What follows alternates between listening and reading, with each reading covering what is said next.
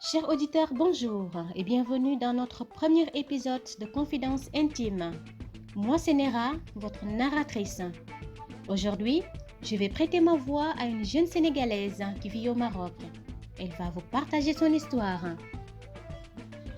Je m'appelle Oumignan, je suis sénégalaise, j'ai 28 ans et si aujourd'hui j'ai décidé de partager mon histoire, c'est pour aider mes jeunes sœurs à se réveiller. Je ne voudrais pas ce qui m'est arrivé leur arrive. Je ne le souhaite à personne. Tout a commencé en 2016 quand un de mes cousins qui vit au Maroc m'a parlé de ce pays et de ses centres d'appel. Il disait que je pourrais y gagner ma vie aisément avec des salaires pouvant aller jusqu'à 10 000 dirhams, environ 600 000 francs CFA. Au début, j'étais pas trop enthousiaste à l'idée de voyager car je travaillais déjà comme caissière dans une supérette de Dakar et que les 80 000 francs CFA que je gagnais me suffisaient largement. Mais au moment de décembre de cette même année, j'ai perdu mon père et les problèmes ont commencé. Je suis l'aînée de la famille, il fallait que je m'occupe de la location, de la nourriture, de l'école de mes deux petits frères. L'un faisait la classe de terminale et l'autre la 5e secondaire. C'est ainsi que j'ai recontacté mon cousin pour voir et avoir plus d'informations sur le projet de voyager en vue de travailler dans un centre d'appel au Maroc. D'ailleurs, j'ai eu beaucoup de mal à convaincre ma mère qui ne voulait pas que je quitte le Sénégal et aussi mon copain qui travaillait comme chauffeur dans une cimenterie. Mais enfin, non seulement ils ont fini par me donner de l'argent de poche, en plus, ils m'ont aidé dans l'achat du billet d'avion. Je ne cesserai jamais de les remercier. J'avais donc 60 000 francs CFA en poche quand je suis arrivée au Maroc. Heureusement, mon cousin avait promis de m'héberger les 3 premiers mois en attendant que je sois un peu stable. Arrivée au Maroc le 13 février 2017 à 5 h du matin, j'étais loin d'imaginer que ma vie venait juste de basculer, que l'enfer m'attendait.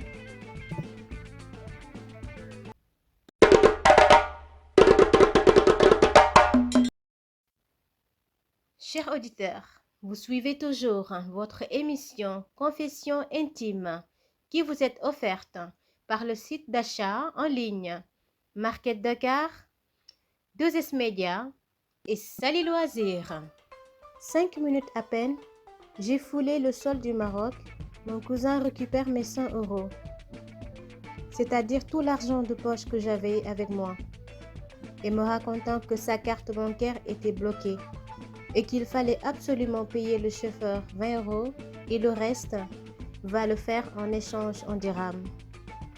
Dès lors, il m'amène dans une chambre où dormait déjà une autre fille et ça sentait la cigarette et l'alcool partout. C'était vraiment dégoûtant. Et c'est à partir de là que j'ai senti une peur remonter en moi et que mon calvaire allait commencer. J'ai donc dormi à côté de la fille avec la fatigue et tout. Je me suis réveillée vers 14 h. J'ai pris une douche et il m'a rendu 200 dirhams, environ 12 000. Et il s'est permis de me présenter à ses amis comme étant sa femme. À première vue, j'ai pris ça comme étant de la plaisanterie entre cousin et cousine. D'ailleurs, je me rappelle que ce soir-là, il s'est passé un grand scandale entre la fille qui dormait à côté de moi et lui et finalement, cette dernière s'est barrée avec ses affaires. À 22 h, je suis retournée dans la chambre pour dormir et figurez-vous qu'au milieu de la nuit, j'ai senti une personne me toucher et quand je me suis retournée, c'était lui. Quand je lui ai demandé ce qu'il était en train de faire, il me répondit tout bonnement, « Ma fiancée est partie à cause de toi, donc tu la remplaces. » Et il commence à me menacer. Mais comme je suis têtue de nature, je n'ai pas cédé à ses menaces. Alors, Il a fini par arrêter, mais il me dit ceci. C'est ma chambre. Nous allons la partager et tu n'as pas le choix, car tu connais que moi ici.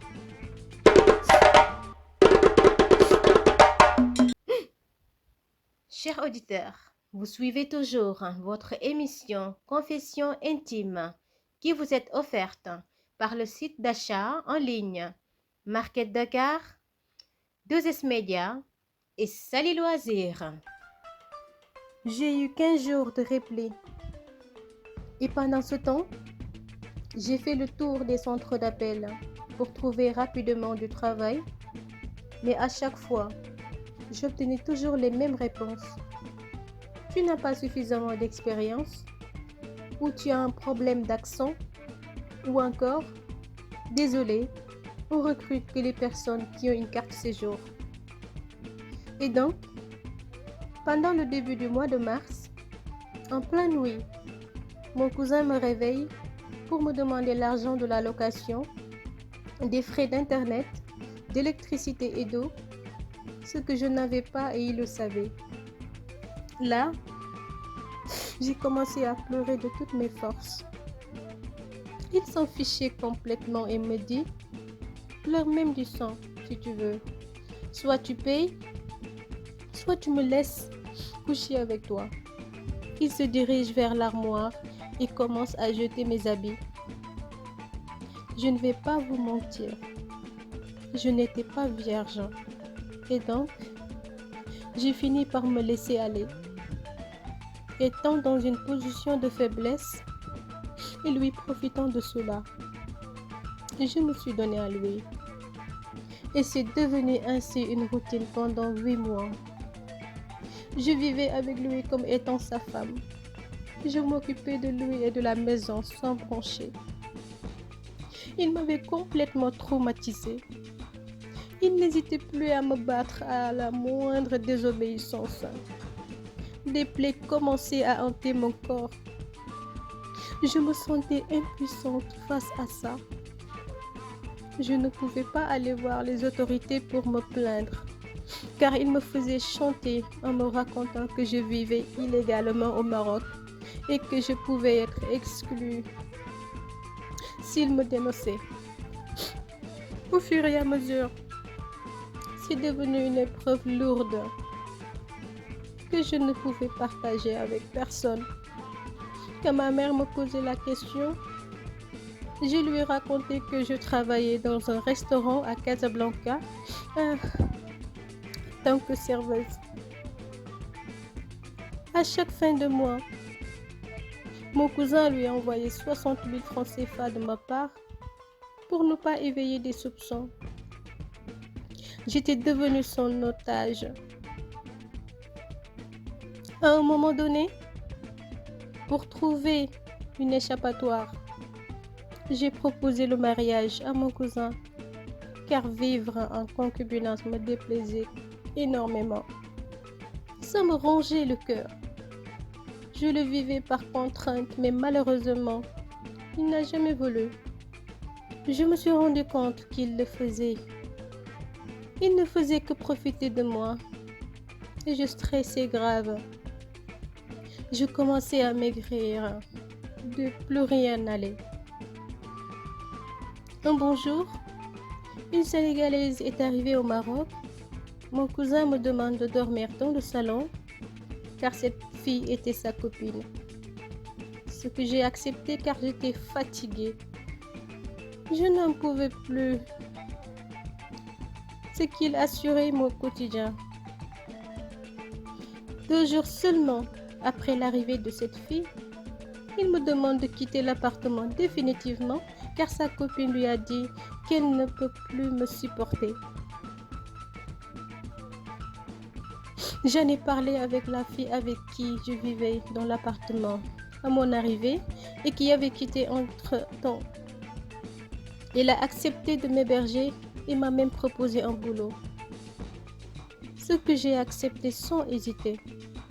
Je profite de cette occasion pour la remercier même. Et ce boulot, en tant que masseuse, dans l'appartement à Bourgogne. J'ai démarré le travail et ceci a fini par m'emporter dans une voie sans issue. Au fur et à mesure, j'ai commencé à fumer le chicha et à faire de la prostitution. Par-dessus tout, je ne peux plus rentrer au bercail. Aujourd'hui, je me déteste tellement. Je déteste tellement la personne que je suis devenue. J'ai plein de regrets. Le film de ma vie se déroule sans cesse dans ma tête. Je n'aime pas la vie que je mène, mais c'est devenu une drogue pour moi. Mon histoire m'a appris que si c'était à refaire, j'aurais sûrement fait un meilleur choix. Méfiez-vous de vos rêves. Ils sont parfois utopiques. Je ne souhaite à personne le genre de copain, le genre de cousin que j'ai.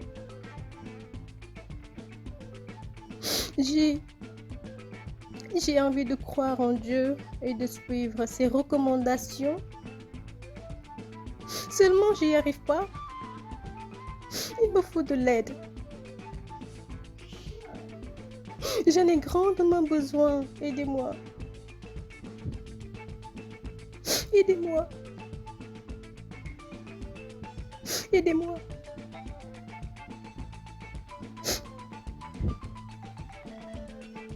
Merci de m'avoir écouté. Et priez pour moi afin que je sorte de ce cauchemar.